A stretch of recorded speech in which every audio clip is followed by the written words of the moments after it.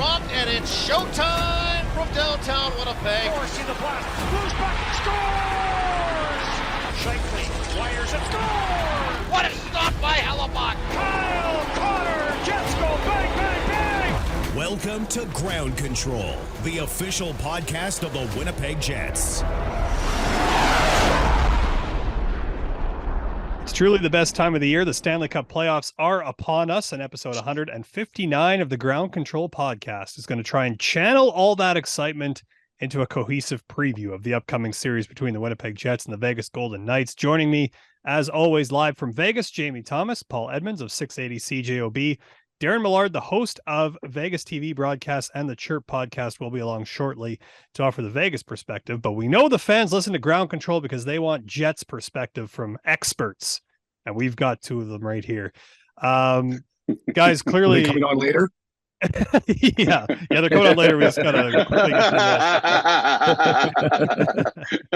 Where are they? When are they? I want to listen to them. Yeah, I don't know about you guys, but clearly I've healed emotionally from the series in 2018 and moved on, between the Jets and Vegas Golden Knights. I definitely don't, go back and look at YouTube clips of game one or any of that. Certainly didn't do that minutes before this recording. But how are you both feeling as the playoffs are, as we record this, one day away from getting underway for Winnipeg? Well, Jamie, I'll go ahead. I mean, I always feel like there's a bit of a genesis here. There's a rebirth into a new season. And regardless of what happened in the 82 games prior, you did enough in those games to get here. So I get this undercurrent with this Jets team in this series here, that there's a lot of excitement. But moreover, there's a belief here as well. And I think maybe that's more important than the excitement. I think everybody has excitement going into this, but you have to certainly believe that you have an opportunity to win. The Jets, I feel, have that within them, within the room, to a player, to a man, from that standpoint. Because let's face it, they had a lot of sort of playoff battle-ready games that they had to go through. They had some adversity that had to play through as well through the last 3 to 5 weeks. So why wouldn't you feel pretty good about yourselves? And looking at the opponent, 5 years later, there's still a good nucleus. We're going to get into that a little bit further as we go along in the podcast. But there's a good nucleus of guys that remember that would like another opportunity, I think, at the Golden Knights in the playoff series. This just happens to be the first round, but I do believe there's excitement and belief within the Winnipeg Jets locker room about this series and about their opportunity to seize it. Yeah, there'd be nothing worse, Mitch, if the Jets limped into the playoffs and didn't have to almost work for that opportunity to play in the postseason for the first time in 2 years. And I think the way all the analytics and discussion about how well Winnipeg was playing, the fact that they took advantage of that homestand, that 5-game homestand, winning 4 or 5, 3 games with at least 6 goals, it's kind of the dam burst for them. And then that offensive flair started showing up again, the confidence when they have the puck, dominating teams at times. And then that game against the Minnesota Wild, I think, is probably the best preparation you could ask for ahead of the Stanley Cup playoffs, with all the emotions that went through it and how the Jets didn't let the emotions get the best of them until, clearly later when the game was out of reach and they had the 2 points and the playoff spot secured. So the way they're playing as a team, to 4 lines, of 3 defense pairings, and clearly Conor Hellebuyck, you could understand why, at least visually from when listening and hear them talking, why they feel so confident. Yeah, and I mean, Nikolai Ehlers mentioned it after practice on Monday. There are a few familiar names from that 2018 Western Conference final that remain with both clubs, but really, the roster turnover on both sides has been so profound that it doesn't feel like the same 2 teams, yet that storyline is always going to be there, maybe partly because I keep bringing it up. But how different do you feel this Jets club is, and why is it that you think the odds makers have this one pretty close to a 50-50 split? Well, a couple of reasons for me. One, goaltending. And I don't know that maybe we could have said that the goaltending was to the advantage of the Jets back in 17-18, and rightfully so. Marc-Andre Fleury going against a younger Conor Hellebuyck, and Marc-Andre Fleury with a couple of cups in his back pocket already at that point. So, that would be an indicator for me as to why you would sway a series and why it did kind of go that way. But really now when you fast forward these 5 or 6 years ahead or seasons ahead, you look at a more experienced Winnipeg Jets team. I look at more experience from Blake Wheeler, Mark Scheifele, Josh Morrissey, Adam Lowry, all guys that were around back then, and of course, Conor Hellebuyck. And then you add the experience of Nito Niederreiter, Vladislav Nemesnikov, Brendan Dillon. I mean, there's just more of a veteran presence with this team, not only a veteran presence, but a Stanley Cup Playoffs veteran presence with this team. So that's why I feel that the odds makers could have this as a pick'em, a coin flip. And I think the Winnipeg Jets are just fine with that. I just think overall the Jets are much more prepared because they've got something internally in the back of their head that they can lean on that maybe they didn't have. And they were a little bit more devoid of back 5 or so years ago in 17-18. And clearly, Mitch, too, there's a big size difference in the back end. You don't have the nuclear weapon and the nuclear deterrent and Dustin Byfuglien. Yes. You don't have Tyler Myers. You don't have Jacob Trouba. There's been a big change on the back end for the Winnipeg Jets. Clearly, since Dustin Byfuglien retired from the team, a little while ago here. So, but I go along with Paul. Experience is everything, and I know lots of guys will pitch-pot or poo-poo that, and experience is only so much unless you don't have it. And the Jets have a lot of it. And I think confidence is there. And while, they may be saying all the things that they're not really worried about what happened in 2018. I remember Conor Hellebuyck saying his concern is now his goal is to win a Stanley Cup, not what happened back in 2018. The fan base and enough wants to have that taken care of, right? To put that in the rearview mirror because how frustrating and how close the Jets came to getting the Stanley Cup final in 2018. So while there's, the cast of characters may have changed or a little bit smaller on the back end, but you could probably say they're a little bit more skilled on the back end as well. So there's just, it's a different team, but I feel like this team is as confident as they were in 2018 when the playoffs began. Just one more thing before we get to Daren Millard.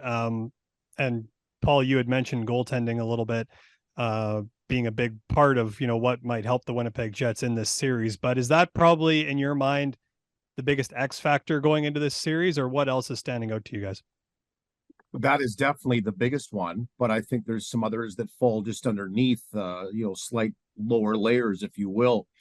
The penalty kill, which is tied always to your goaltending, and defensive play, which is always tied to your goaltending. So I think when you have all of those, I just believe that Winnipeg might be a better defending team. They certainly had a better goals against average this year than the Golden Knights. They allowed fewer goals inside their own zone. They also had a better penalty kill, and their goaltending was simply better. So yeah, that's an intangible for me, and that might be an X factor in this series. Let's not forget, a sold-out building awaits as well for games 3 and 4 in Winnipeg. And yes, it was sold out in 17-18, but this just has a bit of a different feel to it this time around as well, considering the excitement that's just ignited inside the city of Winnipeg and right through the province of Manitoba. So goaltending, defensive play, penalty kill, and the fact that you're going to have the seventh man behind you. Remember, that series started in Winnipeg. This one's starting in Vegas. So maybe you can turn the tables a little bit. And from that standpoint, you'd love to win game 1, then try to get greedy. But if you can't, split this series here, these 2 games, see what happens and awaits for you at home. And Rick Bowness talked about too, Mitch, about the Jets getting to the front of the net, right? And how Vegas likes to build a house around their goaltender will be Laurent Brossoit in game number 1. But it's, the discussion is you got to go low to high. But the forwards got to get to the front of the net. And it kind of reminds me of the last 2 times Winnipeg played against Nashville, where Rick Bowness almost challenged his team through the media and to us in the broadcast about if you're not going to get punched, you don't take a punch in the face, you're not doing the right things. So they're going to have to fight through that type of play to get to the front of the net, get loose pucks and score on in front of Laurent Brossoit or whoever decides to be the goaltender throughout as the series wears along. But getting to the front of the net is going to be huge for the Winnipeg Jets in this series. And everything we just talked about, the Vegas Golden Knights would say, well, we have the answer to that. And Daren Millard will now dissect exactly what those answers might be. I'll give them might be for the Vegas Golden Knights. Shop where the players shop. Jets Gear and TrueNorthShop.com are your authentic team stores. Make sure to stock up on all your favorite Winnipeg Jets and Manitoba Moose merchandise today. Visit one of the 5 Jets Gear locations or shop online at TrueNorthShop.com. This is Nikolai Ehlers. You're listening to Ground Control, the official podcast of the Winnipeg Jets. Daren, long time no see, my friend. Before we get into the gist of what the Vegas Golden Knights are going to provide in this series against the Winnipeg Jets, I love asking my former Sportsnet coworkers their favorite stories during the Stanley Cup playoffs, like in studio or any story that you have while covering it, like your favorite stories from the days past, if I phrase that question correctly. Yeah, most of them involve like away from the rink, like something totally not connected to the game itself. But there was one year where Detroit and Pittsburgh had those back-to-back finals. But you couldn't really get, remember that? You couldn't get from Detroit to Pittsburgh. It was just too far to really justify a flight, or too close to justify a flight, but it was too far to really drive back and forth. But you were stuck one way or the other. And you had to fly through 3 different places. And so that was wasting a whole day, or you drive and you waste half a day. So we would drive back and forth with Cheech and Doug and Nick, and we would have the greatest. Oh my gosh! And the commentary and the fights and the bickering, and it was we'd stop for ice cream, and then Kipper would throw out ice cream out the window because he was done, and then we'd almost hit a car behind us, and like it was just it was amazing. Like that kind of memory is awesome from those days. I remember some of the stuff. Detroit winning in 2002. I remember a lot of that from beating the Carolina Hurricanes. And one thing that I also remember is Alec Martinez, who now I work with as well. He plays. I work with the organization, but he scored the winning goal for LA in 2014. And Doug and I were so happy. Not that we were cheering for the Kings, but there was a 2-day break, and you know how it works in the Stanley Cup final. There's 2 days between like games 4 and 5 or 5 and 6, and you go across the country, and you're on the road for another at least 4 or 5 days. And so when Marty scored that goal, it meant we were saving like a week of our lives, and Doug and I just giving it the old pumpernickel in the press box and not even caring who was going to see us. And then the post game beers after, and there's always one reporter or one outlet that ends up being the brunt of all our jokes after a while, and then we just pick on that area. Not in a malicious way. No, I know what you meant. So those kind of things are for what I remember about the playoff run. And staying with that, I'll just quickly. John Garrett's retiring this year, and just one of your favorite stories about John Garrett, one of the great colored analysts, people in this business, but just one of your favorite stories with that. So we used to do, from the very start of Sportsnet, when I was on Sports Central and Sportsnet News and whatever they call it now, the nightly highlight show that Ken and Yvonne could do. And so we did every Wednesday, we did something called Outside the Crease, where John and I would just kibitz, and it would always end up being like 8 minutes long. And the producers and the editors hated us because it would be 8 minutes long and they'd have to cut it down to 2.5 minutes. Like, what else are we doing? Like, this is fun. This is good stuff. It's John and I. And but one night we got the idea that we would sell T-shirts, make up T-shirts for Outside the Crease. And we went all like send us in. We got these T-shirts. They're coming. And then we got called the next day from Scott Moore. And he got called. I got called. What are you guys doing? You can't sell T-shirts. You can't just make stuff up. And so we had to actually make the T-shirts and give them to people who wanted them. I still have one. But those kind of things were pretty fun. And then just being on the road with John is he was my voice of reason. Always my voice of reason when Doug and Nick would start talking their priorities or their privileges that they got to do. Cheech would calm me down, and we're all great friends. Like we're all great friends, but it was just everybody had the role. He was our voice of reason. He's like the wolf. He fixes problems. That's basically what John Garrett. Yes, I know. And yes. Jamie, I know that you think that there should be no playoffs, but I think that there should be a champion. Perfect. It's like you spend a ton of time with them. So let's go with the team that you cover daily, the Vegas Golden Knights, head of the series with the Winnipeg Jets.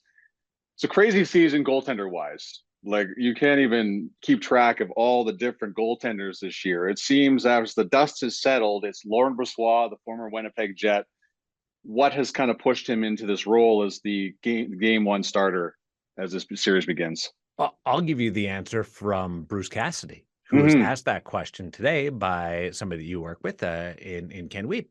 Yeah. Bruce said, first and foremost, health has promoted him to this position, or the lack of health by others has opened up this avenue. They'd only played 2 goaltenders until the All-Star break. It was Adin Hill and Logan Thompson. And Logan Thompson went to the All-Star game, one of a couple of rookies to go, Stuart Skinner with Edmonton as well. So they were perfect. They suffered injuries all over the place, but net mining was cool. Logan comes back, he gets hurt the second game. Then Adin gets banged up, and Laurent Brossoit was in Henderson biding his time. He didn't think he was going to be down there. He coming off hip surgery in last summer, and he didn't think he was going to be in the American Hockey League for 4 months. But because what Adin and Logan had done, both performance-wise and health-wise, there was no reason to look elsewhere or for any other solutions. So when Lauren came up, he played exceptional, and then he got hurt too, which got into the whole rotation and the forced the acquisition of Jonathan Quick, and Yuri Patera was in there. But as things sorted itself out, Adin got hurt, Logan Thompson got hurt for a second time each. Brossoit got put in there, and he made every save that under Bruce Cassidy's system, which allows shots, but not a lot of high danger shots. And he's got, I believe, the second best save percentage in the National Hockey League of shots over 30 feet, which tells you that he doesn't let any squeakers through. He stops all the shots that a goaltender sees or should be able to stop. And that's a big feather in his cap when it comes to Bruce Cassidy liking you. When he watches you and he's making those saves that I ask him to, he's gonna move along. And Bruce knows him a little bit more than Jonathan Quick from a organizational standpoint by a couple of months. So he went in and he made a save. So he's undefeated in his first 3, 1 win, 2 others. And then he comes back and he puts another win together and another win together. And he's not starting every game, but he's getting a couple of good looks a week. And everybody else is having trouble staying healthy beside him. He just worked his way into being the guy. And part of it is circumstance, and a whole lot of it was just he didn't falter. There was not a single stumble. Jamie, he had a point in every single start that he made in the National Hockey League this year. It wasn't a big body of work, but he made every single start. And the guys love him. He's a great teammate, and it made it easier. So he pushed Jonathan Quick aside just by his consistent play. Quick didn't do anything wrong. He suffered a loss against the Edmonton Oilers, which everybody had a tough night. It was their only regulation loss in the last 10. But that seemed to open the door. They came back with LB, and he's been consistent. He doesn't make big, flashy glove hand windmill saves, but boy, oh boy, does he make stops look rather ordinary. I mean, Laurent Brossoit commands a lot of respect, clearly, in the Winnipeg Jets organization from his former teammates. He said a lot about facing his former team, because Conor Hellebuyck joked that he's going to text him and say, "I'm coming for you." Clearly, that's a joke, but I mean, there's a lot of respect, clearly, from this organization as they face their former teammate. I'll give you a little bit to that, because I talked to LB yesterday, spent some time with him, and he's promised to teach me how to do the splits. So I'm going to hold on to that. With my hips. I want video of this later, clearly. So you won't need video, because you'll be able to hear my hip moving, the screeching and the clanging of it. LB and I were talking yesterday about that, about Wade Flaherty, the relationship there, and Conor Hellebuyck. And so I said, any back and forth? He's like, no friends. Like, you're laughing. Like, no friends. I said, hey, any texts going back and forth? He's like, not yet, but I haven't decided whether I'm going to respond to them yet. So it's like he's all business right now. It's his first time doing this. Like, it's the first time that he's grabbed a pseudo number 1 job. Now, it took till the last 20 games of the season to be anointed that. And even then, they were walking a line wondering who is going to be healthy. This is the closest he's ever been to a true number one, and he's going to have to play well to keep the job and the starting job. And he's not too full of himself to not realize the opportunity that's there, but he's also not going to take it lackadaisical and have all this fun with it. He's dialed in. He's looking forward to it and really, really focused on it. What's the biggest difference between the Vegas Golden Knights now and then the last time the Jets and Knights played one another far, like back in the fall? From now until the fall? Yeah. Barbashev has done a really nice job coming over at the trade deadline, and the versatility. He played on the top line for 90% of his starts since the since the trade deadline. And then he moved down to the third line and has been just as effective or better. So that versatility and that range has certainly been a real boost to this team. Mark Stone was healthy then. Mark Stone hasn't played in a long time, since middle of January. Still don't know as of this recording whether he's going to play in game number one. He practiced again today on the heels of having his hardest workout yesterday with a full team practice. He's out of the non-contact jersey. All things do point to being available, but haven't heard that straight from anybody of significance higher than me in the organization, and there's a lot of people higher than me within the organization. So that's a big difference. Is he'll be coming back after February, March, April, 3 months off. So that'll be a little bit different within this organization. And then just the musical goaltenders. Last time these two teams went head to head, there was real stability in goal, and that's being reestablished now. Is it fair to say that? Is it fair to expect Mark Stone to be Mark Stone in game one if he plays, or even at any point in the series? No, but do I question whether he could be? No, because of the atmosphere, because of the intensity. Like it's Mark Stone stuff. Everybody in Manitoba knows what this guy is like, the expressive Mark Stone, and how pumped up he can get with his emotions. So you put Mark Stone and you put the first round of the Stanley Cup playoffs, they're made for each other. So do I think that he can step in? Yeah, I do. Will there be a lull at some point? There has to be. I find it hard to believe that there wouldn't be a flat spot at some point coming off 3 months away. Just the fatigue factor of not being in that regular grind and then going every 2 days. But I think you'll see him be a contributor. And then he's the high tide, in the sense of he floats a lot of boats when he's in the lineup. And there's some players that just play great when Mark Stone's in the lineup. Chandler Stevenson is a great line mate of his. They've always had success since Chandler came over to the organization. He went to the All-Star game. His production wasn't what it was in the first half of the season. I'd be hard pressed, and he was really good against the Jets in the 3 games that they played this year.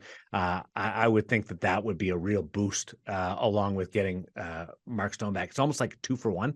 You got a guy already in the lineup, but he's going to be a lot more effective with Mark Stone in. Listen, it's not, you can't have a conversation about the Golden Knights this year in the playoffs without bringing up Jack Eichel's playoff debut.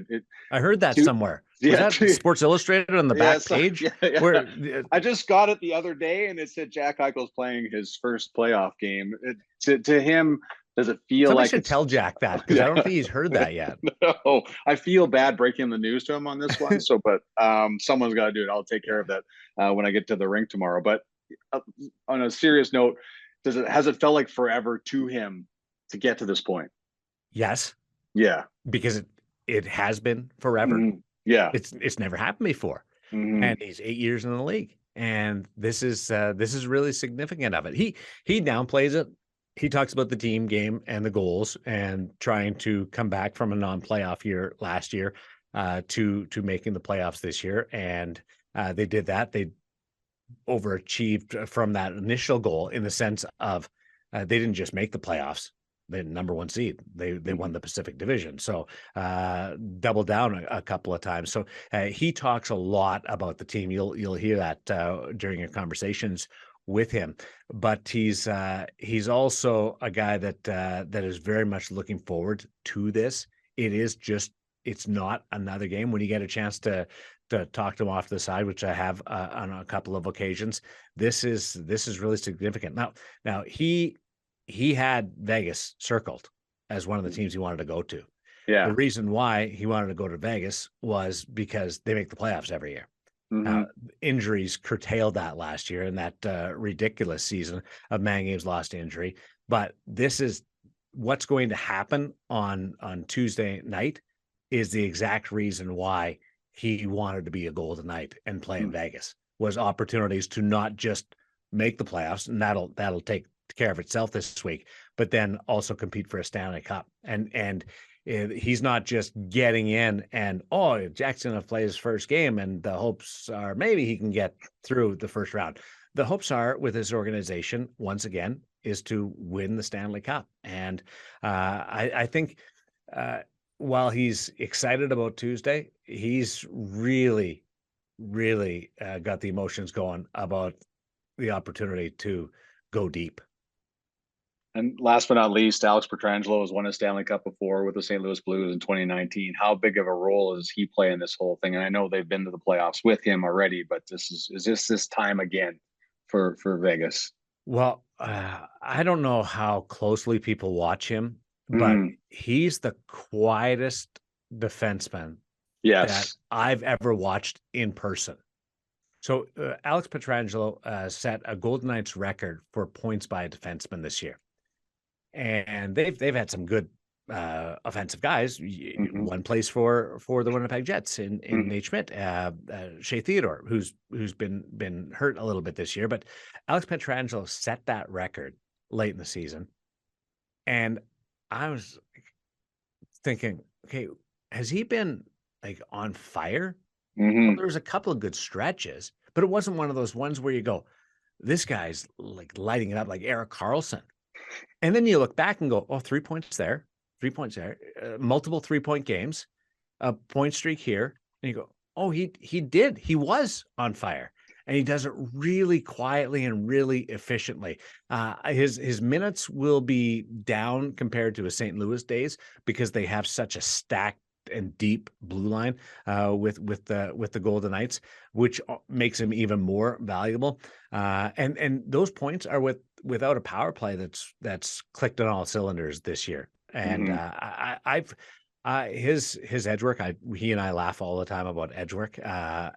But his edge work is so smooth and graceful. And then just the efficiency of breaking the puck out. He can decide when to go or decide to stay back. And there's none of that scrambling. Like, I got to get back. And you see that all the time, right? The defenseman just turns around and starts hightailing because he's afraid to get beat. There's never any of that. Or the rush to keep the puck in the blue line and pinch. He just always makes it look so fluid. I don't know what the secret is, but it's easy to miss. But boy, watching it every night, I appreciate it so much.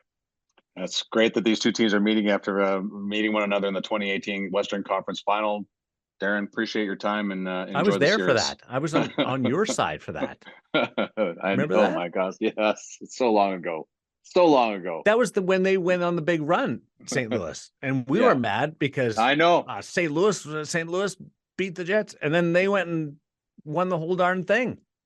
Game 5 will always sit there. Remember Kevin Hayes, wide open net, stick breaks, pulls it out, changed everything. Everything. Jets would be Stanley Cup champions by now. I know. If we had wood sticks then, be totally different.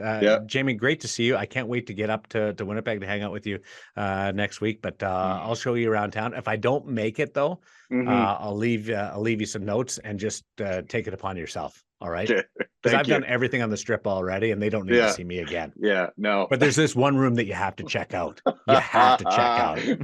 Do I just mention your name when I walk in? Or I just don't mention Lawless. Because that you're not going to end up in the in the right area. I'll end up in the wrong room.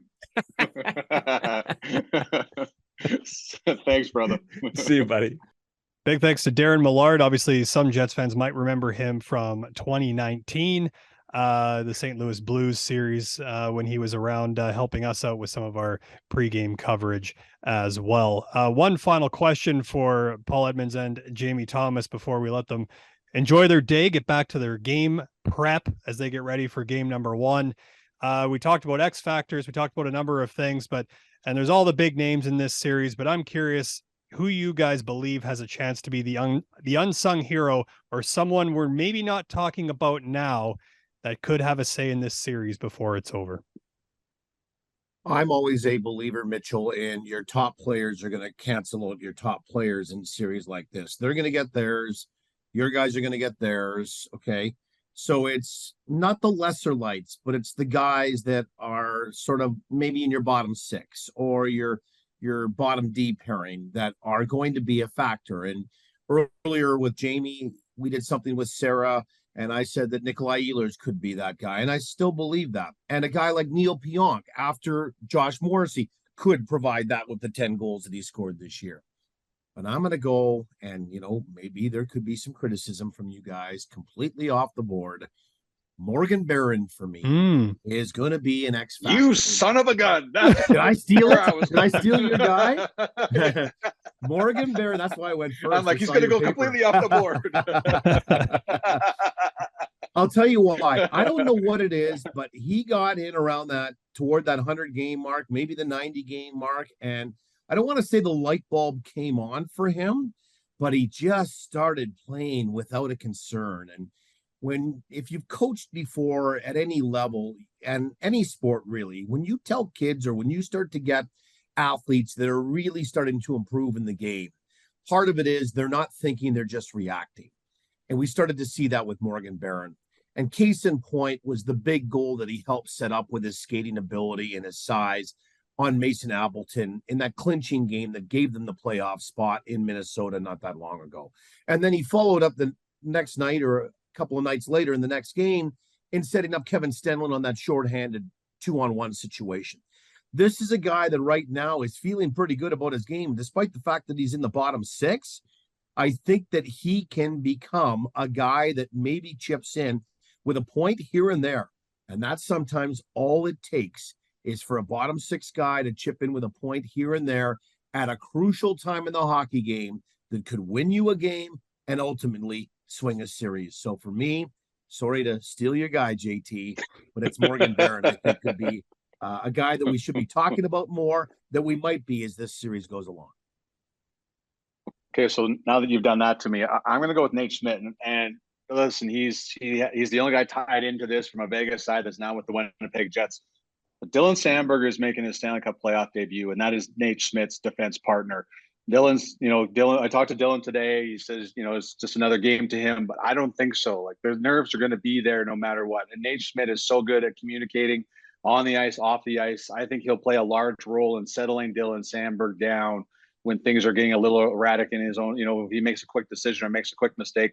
I think Nate Schmidt's going to be in his ear and helping him out. And then Nate Schmidt on the second power play unit is going to have to start getting some shots through as well. He's got a great one-timer, got to start hitting the net. So Nate Schmidt is my X factor in this series. Well, I don't know about you guys, but we've previewed this thing. I don't know. There's the video version. I have a written version. This is the audio version. Yeah. I think you still have the 2 experts to come. Exactly. We got more experts to come. So this is going to be.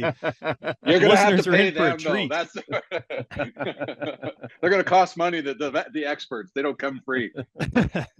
Just absolutely looking forward to this series getting underway. Of course, you can view the full schedule for the series on winnipegjets.com, as well as see all the coverage, video and written, as the series goes on at that website as well. As always, you can listen to these two gentlemen on 680 CJOB every single game.